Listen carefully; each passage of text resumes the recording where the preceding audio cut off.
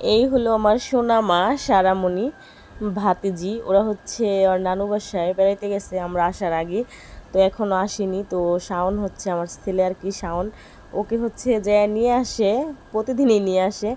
আনার পরে হচ্ছে মানে একটু রাখি, খেলা টেলা করে, তারপরে হচ্ছে শাওন আবার দিয়ে আসে ওর নানু বাড়িতে যায়। নানু বাড়ি হচ্ছে ওর কাছেই।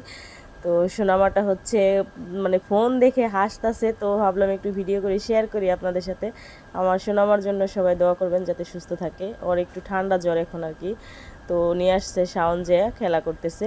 আম্মু হচ্ছে পান খাচ্ছে, সে সুপারি মুখে দিচ্ছে, সেও পান নিয়ে যাচ্ছে খাবে, তো সুপারি মুখে দিয়ে আবার নিয়ে আসছে।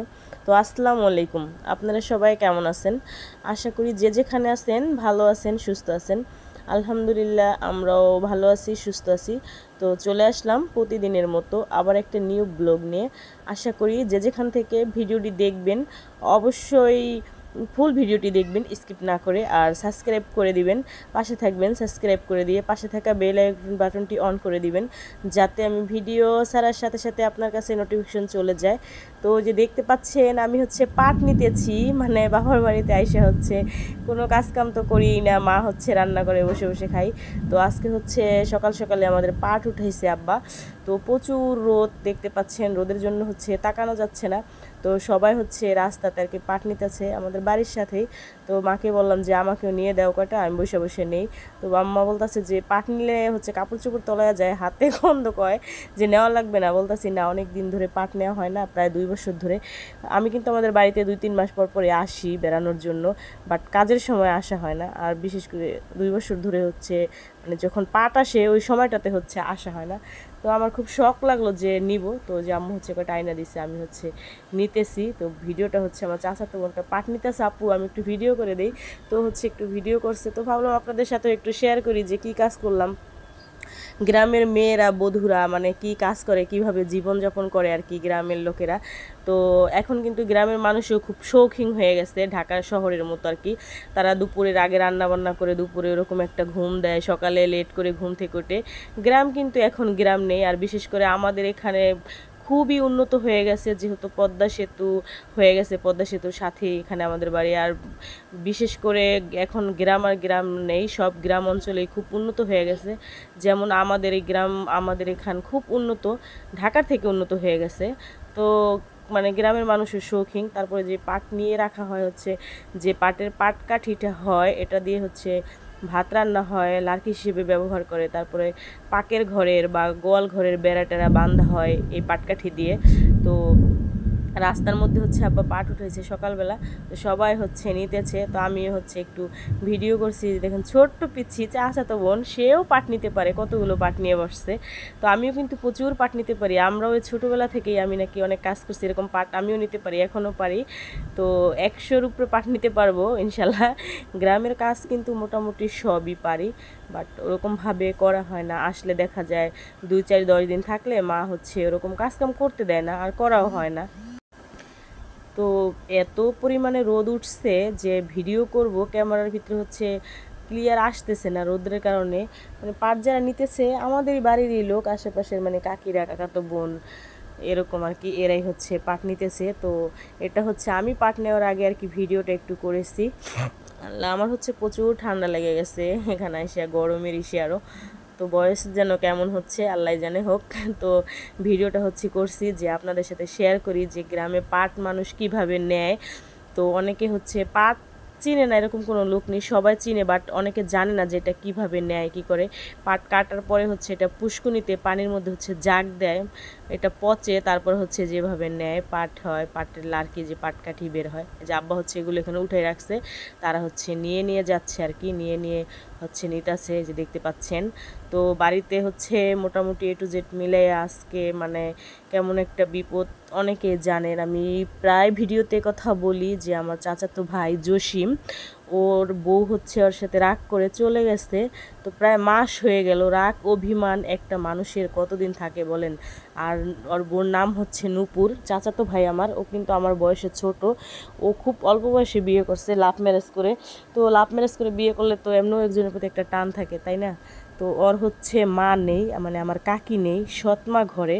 তো ওরা কিন্তু আলাদাই ছিল, ঢাকাতে ছিল, নিজের সংসার, মানে কেউ বলার নাই, খাইলেও বলবো না যে খাইলা কেন, না খাইলেও বলার নাই যে খাও না কেন, এরকম আর কি। নিজের সংসার, নিজের হাতে যা দিয়ে যা করে, তো সুখের কোনো শেষ নেই। বাড়িতে হচ্ছে বিল্ডিং দিছে, তারপরে হচ্ছে দুজনেই মিলে জেলে মানে বিল্ডিং দিছে, তারপরে হচ্ছে জমি কিনা রাখছে। আল্লাহর রহমতে অনেকটা ভালো, অনেকটা কোনো অভাব অটন কিছু নাই।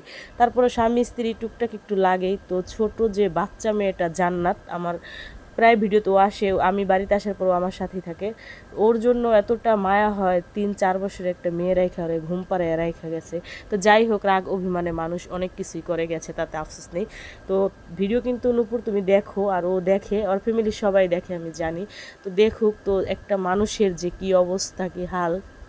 রাতে হচ্ছে আজ আজ রাতে, ভিডিওটা কিন্তু কালকের করা, আজ রাতে হচ্ছে মানে এরকমভাবে ও অসুস্থ হয়ে পড়ে, হঠাৎ পড়ে যায়। পড়ে যাওয়ার পরে হচ্ছে ওকে ধরে আইনা পানি টানি মাথায় দিয়ে তারপর হচ্ছে ডক্টরের কাছে নিয়ে যাওয়া হয়। তো মানে একটা মানুষ, একটা ছেলে মানুষ এত যে বউ পাগলা হয় আমার জানা ছিল না আর কি। তো ওকে দেখেই বুঝলাম যে একটা ছেলে মানুষ এতটা বউ পাগলা হতে পারে।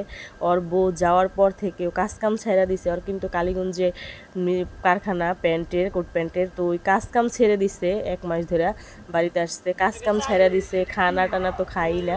মানে ওর সৎ মা আমার কাকি হচ্ছে মারা গেছে, তো ওই ঘরে হচ্ছে ওরকমভাবে চায় না, আন্ডারস্ট্যান্ডিং নাই ওর সাথে। কাকি মানে ওরকম কিছু দেখে না, জেনে লিগা বোঝে না, ছোট ছোট প্লান পাচ্ছেন। তো ওকে হচ্ছে ডাইকা ডাইকা এনে হচ্ছে কোনো রকম কয়টা খাওয়াই, মানে একদম কম খায়, আগে থেকে কম খায়, এখন তো খাই না। বিছনার সাথে সারা দিন হচ্ছে লাইগা থাকে, এতটা শুকায় গেছে। এমনিতেও মানে মোটা না, শুকনায়, তারপরে এখন একদম হাল অবস্থা, কি যে হয়ে গেছে, দেখলে এতটা মায়া লাগে, মানে বলার মতো না। মেয়েটা আর ওর মুখের দিকে তাকাইলে খুব মায়া লাগে, খুব। তো একটা মানুষ এতটা বউর জন্য পাগল, সেই কেমন বউ সে কিন্তু ভিডিও দেখে। আর জসিম নূপুরকে কতটা ভালোবাসে, নূপুর তুমি তো সেটা জানোই। তোমার কাছে একটা অনুরোধ, তুমি চলে আসো প্লিজ।